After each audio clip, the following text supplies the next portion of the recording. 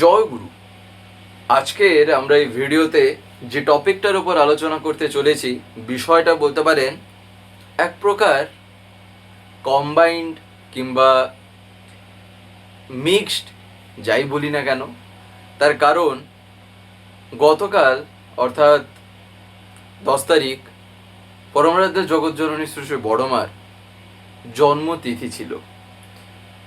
আজ অর্থাৎ 11 তারিখ, 11ই আগস্ট, আজ হচ্ছে হলো শ্রী শ্রী বড়দার তিরোধান তিথি। গতকাল বড়মার জন্মতিথি, আজ হচ্ছিল বড়দার তিরোধান তিথি। তাই ভাবলাম এমন কিছু কথা আজকে আমরা এই আলোচনার ভিতরে শুনবো, যেখানে শ্রী শ্রী বড়মা আর শ্রী শ্রী বড়দা একসাথে যদি এমন কিছু কথা থেকে থাকে, যদি এমন কিছু ঘটনা থাকে যেখানে শ্রী শ্রী বড়দার কথা শ্রী শ্রী বড়মার কথা একসাথে আছে, সেই রকম যদি কিছু থাকে তাহলে আজকের এই ভিডিওতে তা আমরা শুনবো। তো সেটাকেই লক্ষ্য রেখে কিছু কিছু জিনিস দেখতে গিয়ে দেখলাম একটা দারুণ একটা ঘটনা, এমন একটা ঘটনা পেলাম যেটা পড়ার সাথে সাথে ভাবলাম যে না, এটাই হচ্ছে হলো মানে সবার জানা দরকার। এটা প্রত্যেকেরই আমাদের জানা চাই যে একটা জীবনে কেমন করে যে চলতে হয়। বেশি কিছু না বলে আলোচনাটি এবার আমি শুরু করব। তবে শুরু করার আগে শুধু একটি কথা অনুরোধ করছি, ভিডিওটিতে আপনারা সম্পূর্ণভাবে যুক্ত থাকার চেষ্টা করবেন। আশা করি দিলে আজকের এই যেই টপিকটি আপনারা এই আলোচনার মাধ্যমে অতি অবশ্যই শুনতে পারবেন। অ্যাকচুয়ালি যদি একটা জিনিস আমরা দেখি, শ্রী শ্রী বড়মা শ্রী শ্রী বড়দা যেহেতু নররূপে লীলা, তাই একটা স্বাভাবিকভাবে আমরা যদি দেখতে যাই তাহলে শ্রী শ্রী বড়মা, তার ক্ষেত্রে যদি দেখি যেহেতু নারী রূপ, আর শ্রী শ্রী বড়দা বর্তমান ভাষায় বলতে গেলে আমরা কিছু না হলেও তো বুঝতে পারছি যে বড় মায়ের কথা যখন আসছে তার মানে এখানে নারীত্বের কথা আসবে, মাতৃত্বের কথা আসবে। অর্থাৎ এক নারী, সে মা হিসাবে তাকে কেমন হয়ে উঠতে হবে, স্ত্রী হিসাবে তাকে কেমন হয়ে উঠতে হবে, পরিবারের বাদবাকিদের কাছে যেখানে যার সাথে যেমন সম্পর্ক, সেখানে তাকে যে কতটা পরিপূর্ণ হয়ে উঠতে হবে। ঠিক একই রকমভাবে শ্রী বড়দার জীবনও যদি আমরা দেখি তাহলে দেখবেন তার জীবন দেখে যেটা বোঝা যায় তা হচ্ছে হলো পিতা হিসাবে কেমন হওয়া চাই, সন্তান হিসাবে কেমন হয়ে উঠতে হবে, কিংবা হয়তো ভাই বা দাদা, তাহলে সেই হিসাবে কেমন হয়ে উঠতে হবে। তো এইরকম তারও পরিবারের বাদবাকিদের সাথে যে সম্পর্কটা ছিল, তো তিনি সেই প্রত্যেকটা ক্ষেত্রে নিজেকে কেমন করে তুলে ধরেছেন, নিজেকে কেমন করে দেখিয়েছেন। বাস্তবে তার অনেক ঘটনা আছে, অনেক এরকম এক একটা বলতে পারেন গল্প কিংবা ঘটনা, যাই বলি না কেন, গল্প বলাটা এতটা যদিও ঠিক হবে না, তার কারণ এগুলো তো রিয়েল ইনসিডেন্ট। তাই যে ঘটনাগুলি আছে সেগুলি কিন্তু আমাদের জেনে যত আমরা পালন করব, আমরা আমাদের জীবনেও সেই জায়গায় ততটাই কিন্তু সাকসেসফুল, সেখানে ততটাই আমরা সফলতা পাবো। একদম সহজভাবে যদি জীবনে কিছু যদি মানার কথা থাকে, আর কি মানবো, যদি কোনো কনফিউশন থাকে, তাহলে এই রাস্তাটাই হচ্ছিল একদম পারফেক্ট ওয়ে পুরো মেনে চলার। তার কারণ তিনি এমনি এমনিতে আচার্য পরম্পরাটা রাখেননি, কোথাও না কোথাও জীবনে তার একটা পয়েন্ট খুঁজেই পাওয়া যায় যে এই জায়গায় এই কারণেই তিনি, যার জীবনে এবারে যে জায়গাটায় অভাব, সে সেই জায়গাটাকেই তার মাইন্ডে রেখে সে দেখতে চায় যে এইখানে আমার ঠাকুর কি করেছেন, এইখানে আমার আচার্যদেব কি করছেন, এই রকম করে ইষ্ট আচার্য। তাই এই যে শ্রী বড়মার জীবন, যদি তার ক্ষেত্রে আমরা প্রথমে যদি শুনি, তাহলে যে কথাগুলি আমি পেয়েছি পড়তে গিয়ে, আমি একদম সরাসরি সেগুলি আপনাদের প্রথমে কিছুটা পড়ে শোনাবো। যেখান থেকে পেয়েছি তা হচ্ছিল জয়তু জননী মে, হয়তো বইয়ের নাম আপনারা অনেকেই শুনে থাকতে পারেন। তো সেখানেই পেয়ে থাকা কিছু কথা সেগুলি আপনাদের পড়ে শোনাই। তার কারণ যখন আমি পড়লাম আমার মনে হলো যে এগুলি জানা আমাদের জন্য বলতে পারেন অনেকটাই দরকার। শ্রী শ্রী ঠাকুর একদিন বলছেন যে নারীত্বের সার্থকতা মাতৃত্বে। প্রকৃত মাতৃত্বের স্ফুরণ যখন হয় মেয়েদের মধ্যে, তখন স্ত্রীর ভিতর দিয়েও স্বামী মাতৃত্বের স্পর্শ পায়। সন্তানের সুস্থি ও পুষ্টির জন্য মায়ের যেমন একটা পাগল পাড়া রকম থাকে, স্বামীর জন্য তখন তেমন হয়। মা যাওয়া অবধি বড় বউয়ের মধ্যে এই জিনিসটা আমি খুব বেশি করে দেখেছি। বেশিরভাগ সময় থাকে তো বাড়ির মধ্যে, কিন্তু আমি দেখি 3টে হাঁচি যদি দিই তাও সে খবর রাখে। হয়তো খেতে বসেছি, টক খাবো, বলল আজ আর টক খেয়ে কাজ নেই, বারবার হাঁচি হচ্ছে, যেমন রকমটা দেখে আমার ভালো লাগে। শ্রী ঠাকুর এই যে এখানে কথাটা বললেন, একটাবারে পড়লাম, কিন্তু জিনিসটা গভীরে গিয়ে বুঝতে হবে। প্রথমেই ঠাকুর বললেন নারীত্বের সার্থকতা মাতৃত্বে। এইখানে হয়তো আমাদের মাথায় একটা খেয়াল তাহলে চলে আসবে, তাহলে একটা স্বামীর কাছে সেও কি তার ওই স্ত্রীর ভিতর থেকে আবার মায়ের পরশ, তার মাতৃত্বের পরশ, সেখান থেকে সে কি করে পাবে? এই প্রশ্নটা উদয় হবে। এই প্রশ্নটার জন্যই ঠাকুর ঠিক তার পরে পরেই বলেছেন যে প্রকৃত মাতৃত্বের স্ফুরণ যখন হয় মেয়েদের মধ্যে, তখন স্ত্রীর ভিতর দিয়েও স্বামী মাতৃত্বের স্পর্শ পায়। আদতে এই জিনিসটা যখন হয়ে যায় না, বাস্তবে সেই দাম্পত্য জীবনই কিন্তু একটা জ্বলন্ত দৃষ্টান্ত হয়ে দাঁড়িয়ে যাবে, এক উদাহরণ হয়ে দাঁড়িয়ে যেতে পারবে আর 10টা জীবনের সামনে। আর 10টা দাম্পত্য জীবন যে হয়তো মানে এমন অবস্থায় আছে তারা নিজেরাই নিজেদের জীবনে একদম এদিক ওদিক, তাদের সামনে এই রকম জীবন পুরো একদম তখন জ্বলন্ত উদাহরণ। এই কারণে এই যে মাতৃত্বের এই যে প্রকাশ, ঠাকুর যে একটা কথা এখানে বললেন এরই ভিতরে, যে মা অর্থাৎ শ্রী ঠাকুরের মা, ঠাকুর যে কতটা ভালোবাসতেন তার তো অজস্র ঘটনা আছে, অনেক কথাও আমরা হয়তো টুকটাক শুনেছি। এবারে ঠাকুরের মা যখন দেহ রাখেন, তার পরবর্তীতে এমনকি বলতে পারেন প্রত্যেকের জীবনেই আমরা যাকে শ্রী বড় মা বলছি না, আদতে ঠাকুর বলছেন কি না, মা যাওয়ার পর বড় বউ আমাকে এতটুকুও বোধ করতে দেয়নি, এতটুকুও আমাকে সেই দুঃখে কিংবা সেই ভাবনায় আমাকে জড়িয়ে রাখতে দেয়নি যে আমার মা নেই। তার কারণ বড় মা ঠাকুরের জন্য এমনই একজন হয়ে তখন উঠেছিলেন, যেখানে তিনি অর্ধাঙ্গিনী, যেখানে তিনি স্ত্রী, যেখানে তিনি গিন্নি, যাই এবারে আমি বলি না কেন, ঠিক যেখানে এবারে মায়ের পরশটা পাওয়া দরকার, সেখানে তিনি ঠাকুরের কাছে তখন সেই রকম হয়েই সেই সেবা দিয়েছিলেন। একটা ছেলে, একটা মেয়ে, একটা সন্তান তার মায়ের কাছ থেকে যে জিনিসটা আশা করে, তার মায়ের কাছে যে আদরটা, যে বলতে পারেন ভালোবাসাটা, যে স্নেহ মমতাটা চায়, শ্রী বড় মা সেই জিনিস শ্রী ঠাকুরকে সেই অবস্থাতেও দিয়েছেন। আদতে এই কারণেই ঠাকুর এখানে বলেছেন কি না, প্রকৃত মাতৃত্বের স্ফুরণ যখন হয় মেয়েদের মধ্যে, তখন স্ত্রীর ভিতর দিয়েও স্বামী মাতৃত্বের স্পর্শ পায়।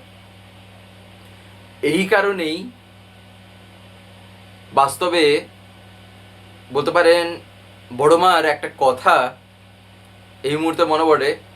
বড় মা একদিন বলছেন, মানে ঠাকুরকে যে তিনি কতটাই যেন ভালোবাসতেন তা যে আমরা কল্পনাতেও আনতে পারবো না। শুধু হয়তো মুখে হয়তো বলে যাব ঠাকুরকে তিনি এত ভালোবাসতেন, এত ভালোবাসতেন, হয়তো এতটুকুই বই প্রকাশ হবে মুখ থেকে, তো আদতে যে কতটাই না ভালোবাসতেন। একবার শ্রী বড় মা বলছেন যে আমার জন্ম আমার জন্ম বর্ষায়, আমার বিবাহ, আমার বিয়েও বর্ষায়, অর্থাৎ বৃষ্টির সময়, বৃষ্টিকালে, আর আমি যাব বর্ষায়। অর্থাৎ বড় মা যে দেহ এমন যে রেখেছেন না, দেহ যে তিনি রেখেছেন, সেই টাইমিংটা বর্ষার সময়ই ছিল। তিনি বর্ষার দিনেই, অর্থাৎ সেই রকম দিনগুলিতেই যে তিনি যাবেন, তিনি তা আগে থেকেই বলে দিয়েছিলেন। আর আরেকটা জায়গাতেও তিনি বলছেন, ঠাকুরের এতটাই ঠাকুরের প্রতি তার বলতে পারেন সেই যে অগাধ যে ভালোবাসা, তো সে বড়মা একদিন বলছেন যে আমি কিন্তু ঠাকুরের আগে যাব না, আমি ঠাকুরের আগে আমি যেতে পারবো না, চলে যেতে আমি পারবো না। তার কারণ আমি যদি চলে যাই তাহলে তিনি দুঃখ পাবেন, তিনি কষ্ট পাবেন, আর সেটা আমি দেখতে পারবো না, আর সেটা আমি চাই না। কতটা যে প্রেম, হয়তো সেই কথাগুলির ভিতর দিয়ে আমরা যতটুকু যা বুঝতে পারি। তাই সেই যে বলতে পারেন টান, আদতে এই কারণেই ঠাকুর যে বলেছেন না যে স্বামীর প্রতি কেমন টান আর নিষ্ঠাটা থাকলে, অর্থাৎ স্বামীর প্রতি টান, সহজ কথা বলতে গেলে যে কতটা থাকলে সেখানে যে কেমন ধরনের সন্তান যে জন্মায়, যার ফলেই আমরা শ্রী বড়দাকে জীবনে যে এইরকম ভাবেই দর্শন করার যে সৌভাগ্য পেয়েছি। তার এইরকম ঘটনা শ্রী বড়দাকে যে সেই রকম রূপে যে আমরা পেয়েছি, তার কারণ কি, তা তিনি সংসার জীবন করেই শ্রী ঠাকুর আর শ্রী বড়মা দেখিয়ে দিয়েছেন। এই কারণেই তো ঠাকুর বারবার বলছেন যে করো, করে হয়ে উঠতে প্রাপ্তি তখন পিছু ছাড়বে না। আমি ছাড়লেও সে বলবে একদম পুরো, সে তখন পিছনেই লেগে থাকবে, প্রাপ্তি সে জুটবে।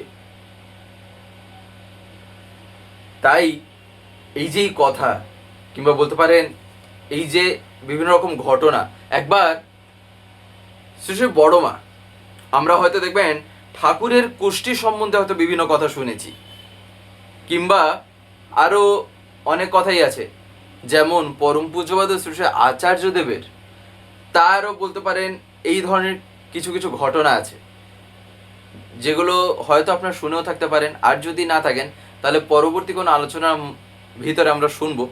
তবে শ্রী বড়মার ক্ষেত্রেও এমন একটা ঘটনা আছে, একটা ছোট্ট একটা ঘটনা। সেখানে বলতে পারেন সময়টা 1966। একদিন শ্রী ঠাকুর ঘরে তখন তিনি আছেন, শ্রী ঠাকুর সেখানে বসে আছেন। শ্রী ঠাকুরের সম্মুখে বড়মার কোষ্ঠী নিয়ে আলোচনা উঠেছে। বড়মার কোষ্ঠীর জন্মলগ্ন ঠিক কিনা তাই নিয়েই কথা। কারো কারো মত যে জাতদণ্ড কিছু ভুল, লগ্ন ঠিক হয়নি, তাই হয়তো মিলছে না। এবারে শ্রী শ্রী ঠাকুরকে একজন জিজ্ঞাসা করছেন যে যদি ভুল থেকেই থাকে তাহলে সংশোধন করা যায় কি করে। শ্রী শ্রী ঠাকুর তখন তাকে বলছেন যে মনে হয় জীবনের কোনো বিশেষ ঘটনাকে লগ্ন করে গুণে দেখলেও হতে পারে। তুই যা তো বড় বউকে তার বিয়ের সময় জিজ্ঞাসা করে দেখ, ভালো করে শুনে নে। তখন তিনি গেছেন শ্রী বড়মার কাছে। এবারে বড়মাকে সব কথা তিনি নিবেদন করেন। এবারে যখন বলেন যে ঠাকুর এরকম পাঠিয়েছেন এইরকম জিজ্ঞাসা করার জন্য, তখন সেখানে মায়েরা তখন অনেকেই উপস্থিত আছেন বড়মার কাছে। 60 বছর পুরনো কথা তখন শ্রী বড়মা এমনভাবে তাকে বলছেন, পুরো ছবির মতন তার সামনে এক একটা ঘটনা যেন ফুটে উঠছে। তিনি বড়মার মুখ থেকে শুনে তা আশ্চর্য। আর ঠাকুর যে বলেই পাঠিয়েছেন সেই বিয়ের সময়কার কথা যে গিয়ে জিজ্ঞাসা করতে। এই যে এই ধরনের যে ঘটনা, এই ছোট ছোট এই যে ঘটনাগুলি এমনই এক একটা জিনিস বোঝায় যেখানে একটা দাম্পত্য জীবনে স্বামী স্ত্রীর মধ্যেও যে কেমন সম্পর্ক থাকলে যে এই রকম কথাও যে মুখ থেকে বেরোয়, তিনি তা নিজেই করে দেখিয়ে দিয়েছেন। একবার আরেকটা ঘটনাও এমন একবার ঘটে, সেখানে শ্রী ঠাকুরের স্ট্রোক হয়েছে। বর্তমানে যদি আমরা দেওঘরে যাই, দেখবেন জামতলা যেখানে ঠাকুরের ঘরটা আছে, সেখানেই শ্রী ঠাকুরের একটা সময় স্ট্রোক হয়। এবারে ঠাকুর যখন বলতে পারেন সেখানে আছেন, ঠাকুর ঘুম থেকে উঠেই জাস্ট বলতে পারেন ধীরেন্দ্রনাথ দাকে তিনি তখন বলছেন, বড় বউ কনে রে? আমি তখন মাকে এবং ডক্টর প্যারিদাকে ডেকে এসে দেখি ঠাকুর পায়খানায় গেছেন। ধীরেন্দ্রনাথ দা নিজেই কথাটা লিখেছেন। তখন মা ঘরের ভিতরে বসে আছেন। আমি প্রতিদিনের মতো এদিনও বিছানা ঠিক করে আবার বালিশগুলি যথাস্থানে রেখে দিলাম। ঠাকুর পায়খানা সেরে ঘরে ঢুকেই মার দিকে তাকালেন। মা তখন দাঁড়িয়ে আছেন। মা ঠাকুরের কাছে দাঁড়ালেন।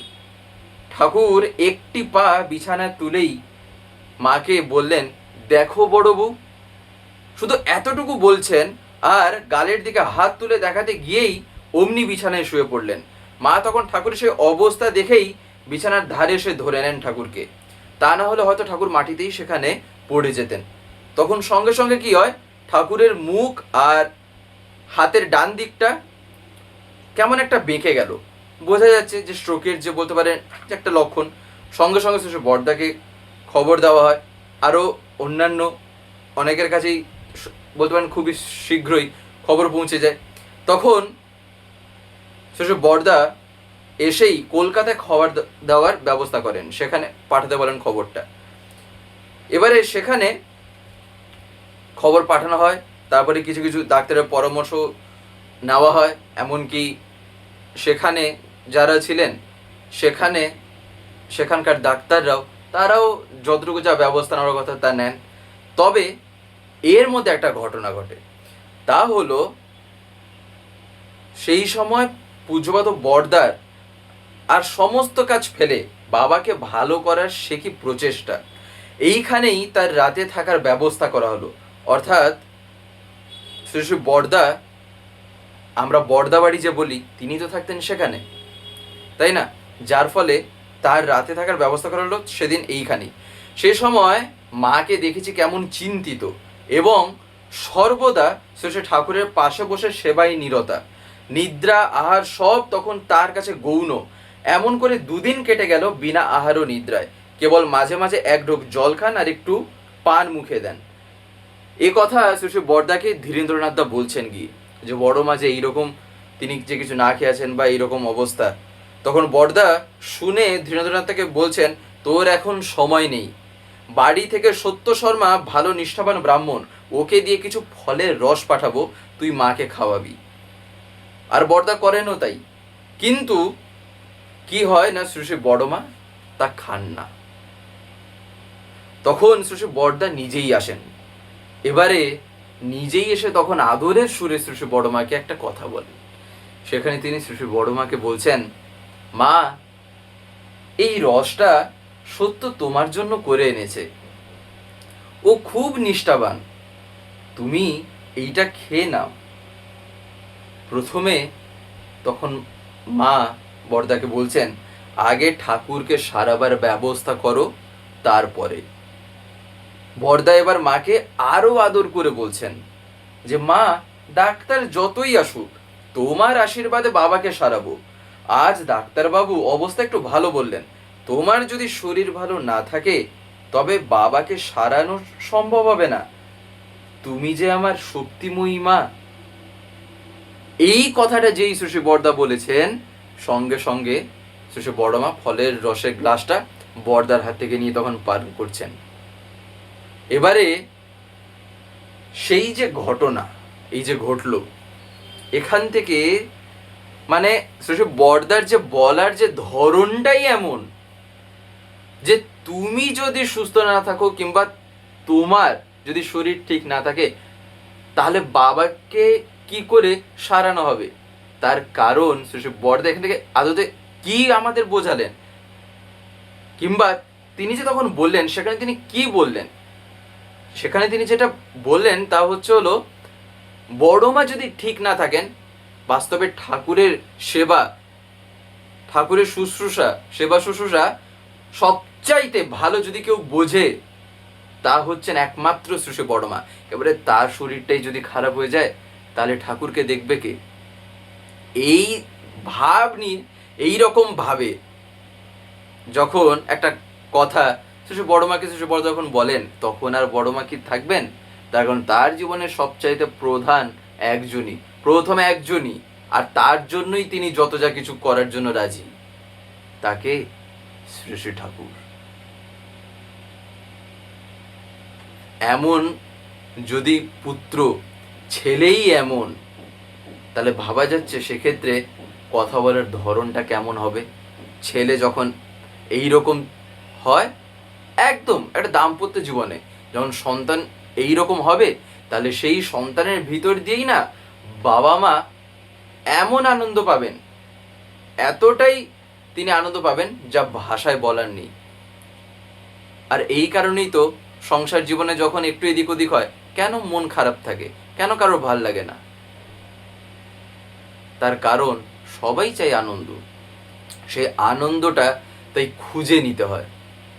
এই কারণেই সবার জীবনে এমন একটা যদি কোনো কমন পয়েন্ট থাকে, সে পয়েন্টটাকে টার্গেট করে যদি সবার জীবন একই দিকে ধায়, তখন সেই জীবনে, সেই সংসারে আনন্দ আসবেই আসবে, কেউ আটকাতে পারবে না তখন। আর সেই কমন পয়েন্ট যদি জীবনে এমন কোনো জায়গায় হয়ে থাকে, বা এমন কেউ যদি একজন হন যিনি বাস্তবে জীবনের জীবন্ত আদর্শ হয়ে এসেছেন, এমন যদি কেউ একজন হন, তাহলে সেক্ষেত্রে ভাবনা কিসের, তাই না? যাই হোক, আজকের এই ভিডিওটা আমি এখানেই শেষ করবো। শেষ করার আপনাদের কাছে একটি কথা বলবো, যদি আজকের এই ভিডিওটি আমাদের ভালো লেগে থাকে তাহলে একটি লাইক করে দেবেন, সবার ভিতরে শেয়ার করে দেবেন, কেমন লাগলো নিচে একটি কমেন্ট লিখে জানাবেন। আর যদি চ্যানেলটিকে এখনো সাবস্ক্রাইব করে না থাকেন তাহলে অতি অবশ্যই চ্যানেলটিকে সাবস্ক্রাইব করে পাশের বেল আইকন প্রেস করে অল করে রাখতে একেবারেই ভুলবেন না, আর এরকম বিভিন্ন নতুন এবং ইন্টারেস্টিং ভিডিও সবার আগে পাওয়ার জন্য। জয় গুরু, বন্দে পুরুষোত্তম।